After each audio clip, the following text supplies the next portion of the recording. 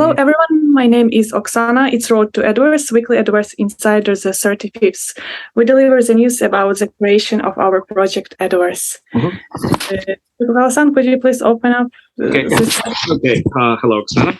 Okay. Now, you see, the construction of Edo Castle started in, by Tokugawa Ieyasu started in 1590. Naturally, as soon as he moved in. First, he was building the town to surround the castle, as he had to bring in the workers and the craftsmen first. And then he started to build one palace. And then in 1592, Toyotomi Hideyoshi started his war with China. Well, actually, it was the invasion of Korea. So all the daimyo were moved to Kyushu, and Ieyasu was no exception. And if he stayed in Edo building a castle, I think that would have given Hideyoshi a very good excuse to attack him. So naturally, Ieyasu had to either stay in Kyushu around Hideyoshi or stay put either in Osaka, Kyoto, or Kyoto. He could not spend much time in Edo. So after the Battle of Sekigahara in 1600, so he could go back to the construction. And then in 1603, Ieyasu becomes the shogun, which means he is the warlord supreme is the exact translation, but he becomes the top samurai.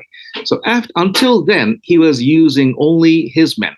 And then after he became shogun, he could use the manpower or the financial power and manpower of all the samurai in Japan. And so suddenly his capacity grew by like tenfold. So from there on, the construction of Edo Castle became epic. Okay, and now in its final shape, how large was Edo Castle? So what remains of it today, which is the Imperial Palace surrounded by a deep moat, it is about 1.8 kilometers. But during Tokugawa times, the inside of the inner moat was nearly 3 times more than double that, 4.2 square kilometers. And then if you look at if you talk about the what was inside the outer moat, then it was 20 square kilometers. So it was as large as one city. And naturally, it is the biggest castle ever to be built in Japan. Contemporaneously and also throughout Japanese history. Well, which is quite natural because this kind of castle has very short history in Japan. Okay, well, or another way to put it is that it was 2.5 miles wide and 2.5 miles long. So I think that gives you an idea. And then the Keep Tower, which no longer exists, and I gave you the reason why that is the case last time, two sessions ago. When it existed, it was 58 meters tall, so like a 20-story building. And given that this is the pre-modern world, most of the buildings had only one floor. So you could see that how it really loomed large on the emerging town of Edo. And that's the intention. So although it was a symbol of war, but also the Keep Tower, the Tenshukaku, was supposed to give this oppressing feeling to the people living around the castle so that they will obey the shogun's authority. And And also, and then what about the buildings inside? Yes, actually, the Edo Castle was like any other castle. It was an administrative complex. So there are numerous buildings, and then all the daimyo, the feudal lords, would have to come to greet the shogun quite often. So there was one room for that, and it was 630 square meters. And then when you add the entrance hallway or the corridor surrounding it, where some of the lords had to sit, and it was more than 1,000 square meters. Now, a basketball court is about 300 or 400 square meters. So you could play there would be 3 pairs of basketball teams playing in this biggest room in Edo Castle.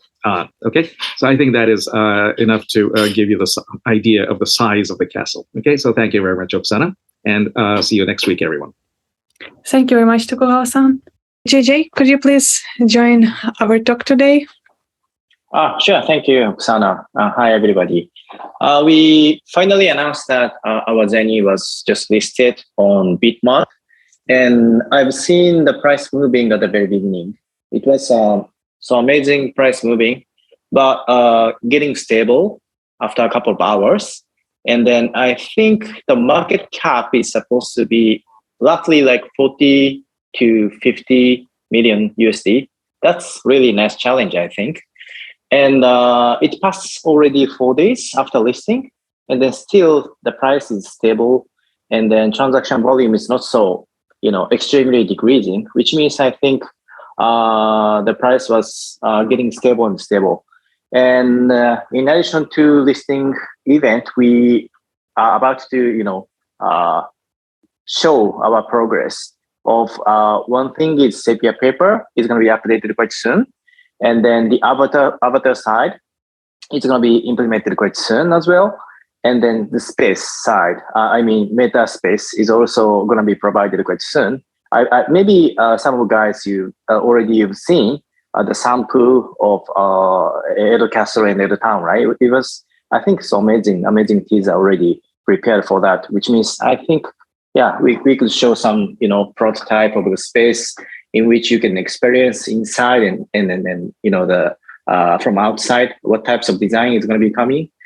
Those progress is going to be also announced quite soon. It will also, I think, good effect on our on the price of Zenny, because as you can see, the market of cryptocurrency is super high volatile. One good news, boom. One bad news, boom.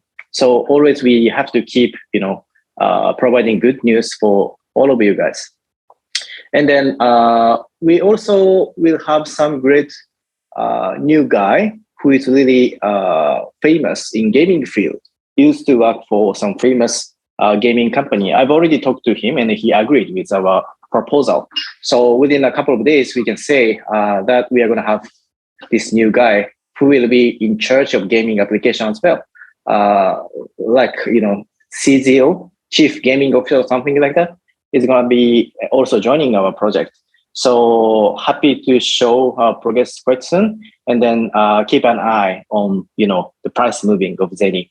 It's supposed to be nice price moving, nice price to have Zenny from now on. Thank you so much. Thank you very much, JJ. I'm sure we will have a lot of good news for everybody. Of course. Look forward to it. Yeah. Yes. And Mitsushi, hello. Okay. How are you doing this week? Okay, hello. So after the listing of our token and exchange, the project started to gravitate attention from general crypto investors, not necessarily from Metaverse fund. This is very important. From now on, we can reach out to general crypto investors and token holders. I think there are two types of investors, and today I'm going to talk about those two natures and what are advantages of reaching out to those two types of investors. First of all, small and medium-sized investors. I think these kind of people constitute over 90% of investors. So those people do not have a huge amount of budget, but they make investment in many cryptocurrencies. So they have certain portfolio. They invest in Ethereum, they invest in Bitcoin, and they invest in what we call altcoins. And the important thing is those kind of small and medium-sized investors usually create community. In Japan, Line Open Chat is very important avenue for other countries like Telegram and Discord. And those kind of investors usually expect returns from out of their investment. So if these small and medium-sized investors pay attention to these projects and Edoverse, these kind of users will organically and spontaneously create communities, and they will summarize the projects and, publicize their own content, like what we call user-generated contents. So a lot of YouTubers pick and choose altcoins and create videos, and that kind of activities will be accelerated going forward. That's one thing. That's one expectation that I have for small and medium-sized users. Secondly, about what we call whales or big investors or rich investors. And these people make investment based on a lot of criteria. But the most important priority or criterion that they emphasize is that whether the token is associated with actual service and product. Even if the white paper seems good, if there's no particular product and content or service with which token is associated, those kind of investors usually hesitate to put money on. But this project will have a specific and very clear product, which is Edoverse, the Metaverse project, and token will constitute the tokenomics inside the Metaverse. I think this a clear feature is very attractive, I think, to motivate a lot of big investors to put their money on. And therefore, I think we can reach out to these two different types of investors going forward. So listing of the Zen token is thereby a very important momentum for us to accelerate the project. So I'm looking forward to interacting with potential investors going forward. That's all from me. Thank you. Thank you very much, Mitsushi. And Dominique, could you please sum up today's session? Yes.